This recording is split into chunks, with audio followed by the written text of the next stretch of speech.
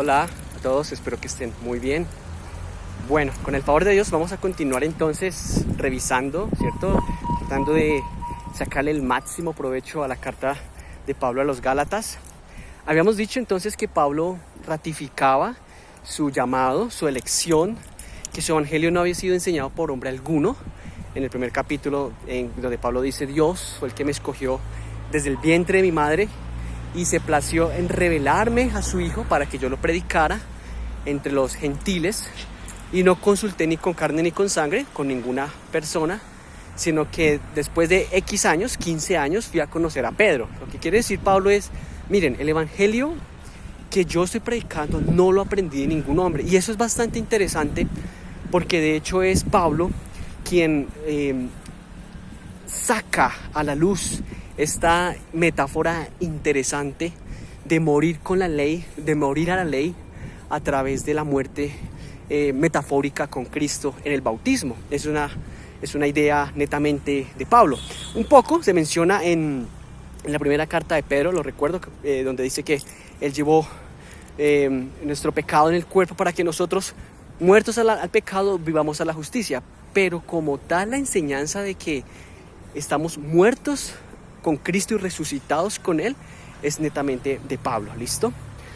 Ahora bien, Pablo dice, esto es muy interesante, dice Pablo: Dios me llamó y reveló a su Hijo en mí para que yo le predicara entre los gentiles. Y él empezó su testimonio diciendo: porque ya conocen cómo yo aventajaba a mis contemporáneos, a la gente de mi misma edad, en mi pueblo, y cómo era celoso de mis tradiciones. Eso es lo que dice Pablo. Aquí la palabra que hoy quiero hablar y señalar es la palabra gentil, que por supuesto recuerdo cuando yo era más niño, yo pensaba pues que gentil significaba amable, ¿cierto? Los gentiles, los amables. En mi país decimos: usted puede ser tan gentil de darme, no sé, una bolsa de leche. Gentil significa amable. Cuando yo leía gentil en la Biblia, recuerdo muy bien que decía: ok, los amables, no entiendo. Con el paso de los años, por supuesto, crecí y entendí que no tenía quien me explicara en ese tiempo la Biblia, para ser muy sincero. Yo tenía 12 años. Pero con el tiempo entendí que los gentiles, pues por supuesto, son las personas no judías de nacimiento o no judías de conversión, ¿cierto? No solamente de nacimiento, sino que todavía no se han convertido. Porque pueden haber judíos que no son judíos de nacimiento, pero que se volvieron judíos a través de la conversión, ¿cierto? Que hicieron algunos rituales particulares para poder ser aceptados e incluidos dentro de la comunidad judía. Entonces, ¿por qué quiero señalar la importancia de la palabra gentil? Porque si ustedes leen conmigo la carta de Pablo a los gentiles, Pablo a los Gálatas, esta palabra sale una y otra y otra y otra vez. La palabra gentil. ¿Qué quiere decir eso? Eso quiere decir que empieza a marcarse cuáles son los personajes de la carta a los Gálatas. ¿Listo? Quiero cerrar con esto. La carta a los Gálatas no es un conflicto entre católicos y protestantes, como algunos, incluso teólogos, quisieran a veces leerla de esa manera. No es así. El texto fue escrito casi 1500 años antes de ese conflicto.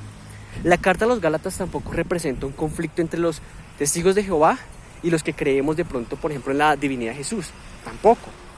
La carta a los Gálatas tampoco representa un conflicto entre liberales y conservadores. Tampoco representa un conflicto entre aquellos que apoyan el homosexo o aquellos que todavía lo seguimos condenando como un pecado serio ante los ojos de Dios. No, la carta a los Gálatas no representa eso. La carta a los Gálatas es un conflicto entre gentiles y judíos, o más bien judaizantes, que es lo que vamos a empezar a revisar. Recomendación: lee la carta a los Gálatas tantas veces como puedas, por lo menos 7 veces, porque 7 es el número de la perfección. No, mentiras. Simplemente trata de leerla y para poderla entender lo mejor que puedas. ¿Listo? Entonces, recuerda, importante, los gentiles son uno de los personajes relevantes en la carta a los Gálatas.